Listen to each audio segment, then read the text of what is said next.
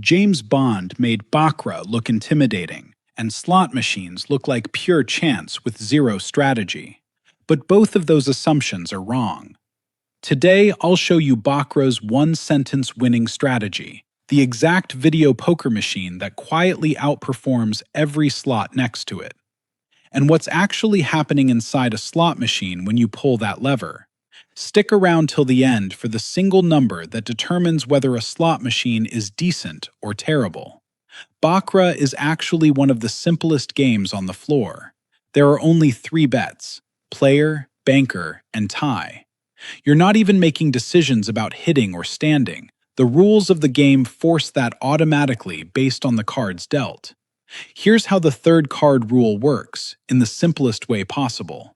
If either hand's first 2 cards add up to 8 or 9, that's called a natural, and nobody draws anything else. If the player's first 2 cards total 0 through 5, the player automatically draws a third card. 6 or 7, the player stands. It's genuinely that mechanical. The banker's rule is a little more layered, since it also looks at what the player's third card was, but the dealer handles every bit of it automatically. You never have to calculate any of this yourself. All you're doing is picking who you think wins the hand. And here's the strategy in one sentence. Bet on the banker every single time. Now here's a detail that trips people up. Most tables charge a 5% commission on winning banker bets. That's the trade-off for the banker being the stronger side. Even after that commission, the banker bet still has a house edge around 1.06%, which is one of the lowest edges in the entire casino, right up there with well-played blackjack. Some casinos now offer no-commission Baccarat tables instead, but they usually make up for it by paying banker wins on a total of 6 at only half odds. There's no true free lunch here. The tie bet, on the other hand, looks tempting because it pays big, sometimes 8 to 1 or 9 to 1, but the house edge balloons up to somewhere around 14%. So it's simple: banker good, tie bad, and honestly, that's basically the whole strategy guide for Baccarat in 2 words. If breaking games down this simply is helping you, hit subscribe now. Episode 4 covers casino psychology and the mistakes that quietly drain more money than any bad bet ever could. Quick tangent, because this one surprises people every time.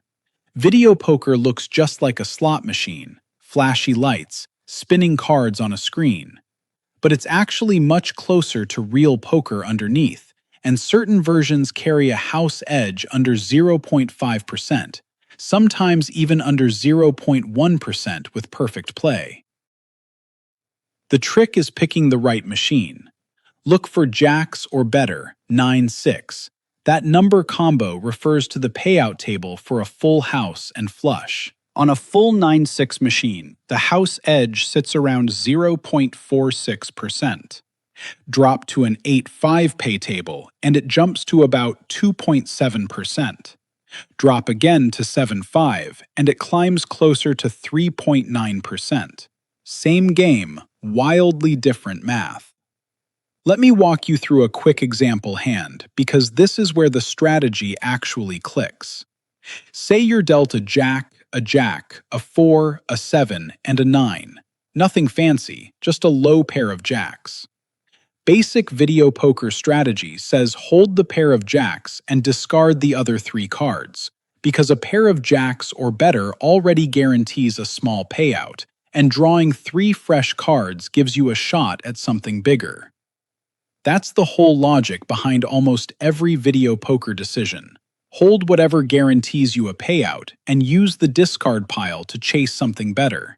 It's simple, repeatable, and it's printed on strategy cards you can buy for a few dollars.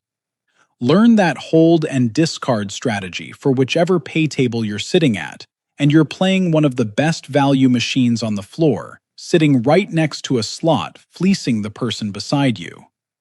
Same lights, same buttons, wildly different odds. Sneaky, right? Now let's actually look inside that slot machine for a second, because there's a common myth worth clearing up.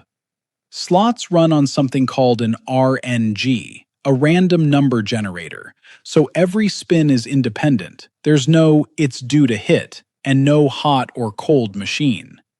What actually separates a decent slot from a terrible one is something called RTP, or return to player, a percentage showing how much a machine pays back over the long run, typically 85% to 98%, depending on the machine. And here's the direct connection.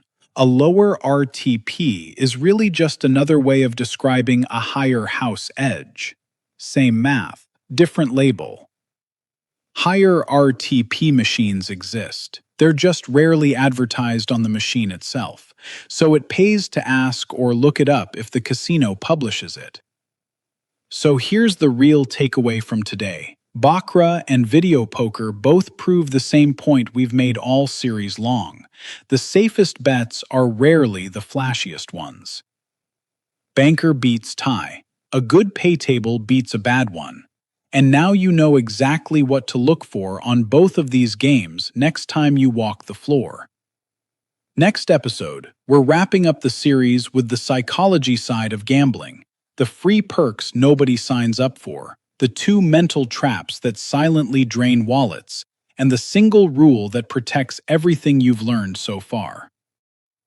If this changed how you'll look at a baccarat table or a slot floor, comment your favorite strategy from the series so far.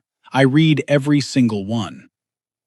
Like this video, share it with someone who loves a good casino trip, and subscribe for the final episode, the psychology tricks and mistakes that cost more than any single bad bet.